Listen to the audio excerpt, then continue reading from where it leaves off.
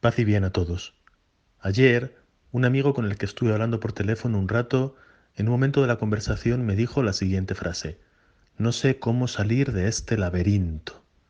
El laberinto al que él se refería era esta situación de incertidumbre, de noticias que nos colapsan el cerebro por tantas como son y a veces contradictorias unas con las otras. Esta situación que estamos todos viviendo, que sí, tiene razón mi amigo, nos ha introducido a todos en una especie de lugar del cual no es fácil salir, el laberinto.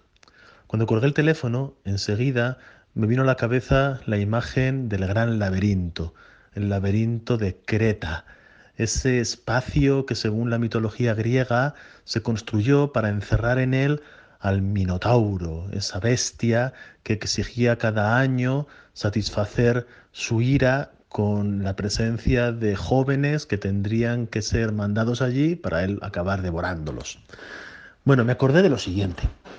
El laberinto de Creta, que es el laberinto más famoso de la historia y de la literatura y sobre el cual se han escrito después muchas cosas, pienso en Borges, en el gran Borges, que era un fascinado de los laberintos y en concreto de este, el laberinto de Creta nos muestra en su historia que hay dos maneras de salir del laberinto.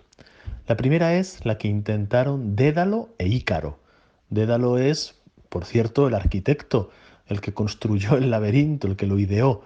Después cayó en desgracia a los ojos del rey y fue prisionero del propio laberinto construido por él junto a su hijo Ícaro. Sabemos lo que les pasó. Dédalo, un hombre brillante, resolutivo, inteligente, ideó unas alas de cera para escapar en vertical hacia lo alto del laberinto. Y junto con su hijo lo hicieron. Fueron capaces de salir del laberinto volando. Esa gran idea, sin embargo, se transformó en la gran catástrofe porque Ícaro se acercó demasiado al sol, pensaba que no era hombre, que era pájaro, sintió que podía llegar todo lo lejos que quisiera. Sus alas de cera se precipitaron, fueron derretidas por el sol y se precipitaron en el mar.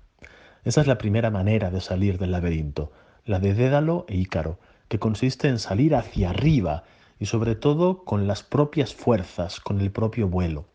La segunda manera de salir del laberinto de Creta, y era, parece ser que fue la única manera que la historia demostró que es válida, es la de Teseo y Ariadna. Ariadna era la hija del rey, allí vivía, y Teseo es un héroe que llegó hasta allí y que enamoró a esta joven muchacha y princesa. Teseo entró en el laberinto y, ayudado por Ariadna, salió de él, después de matar al Minotauro. El plan consistió en lo siguiente.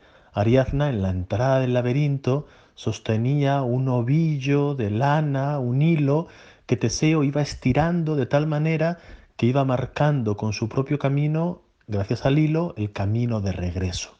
Es decir, si Teseo pudo salir del laberinto, es porque al otro lado, al inicio de las calles, estaba una mujer sosteniendo un ovillo de lana que le marcaba el camino. Esta es la segunda manera de salir del laberinto. Aunque después la historia de Ariadna y de Teseo tampoco acaba muy bien, sin embargo, en este punto sí nos da una idea precisa de cómo hay que salir del laberinto. Aplicado a lo que mi amigo me decía por teléfono y a lo que mi corazón siente en estos días también, me parece que es el hilo de Ariadna el único que verdaderamente nos saca de la situación de incertidumbre, a veces de miedo, incluso de pánico, que el no saber lo que estamos viviendo y sobre todo no saber lo que nos puede tocar venir, nos puede tocar vivir, perdón, nos puede hacer experimentar.